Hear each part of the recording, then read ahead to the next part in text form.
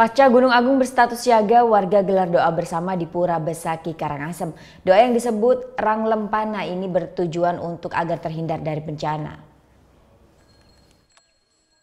Doa bersama yang diikuti ribuan warga Bali ini berlangsung di Pura Besaki yang berada persis di kaki Gunung Agung.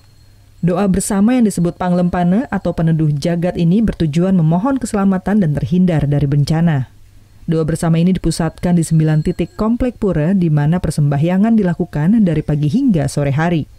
Dari doa bersama ini dibagikan tirta atau air suci yang didapat dari 9 komplek pura.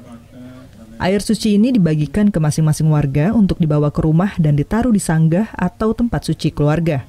Warga pun diharapkan tetap tenang dan selalu waspada terhadap status Gunung Agung.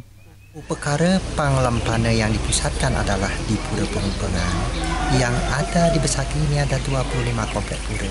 Dari pagi, kami prajuru Pinandita sudah memarkian, sudah melakukan perkara-perkara 25 komplek pura itu.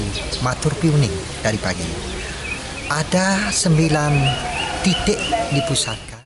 Pura Besaki merupakan pura terbesar di Bali di mana berada persis di kaki Gunung Agung. Pura Besaki memiliki 25 komplek pura yang berada di Desa Besaki, Kecamatan Rendang, Kabupaten Karangasem. Tim Liputan melaporkan untuk NET.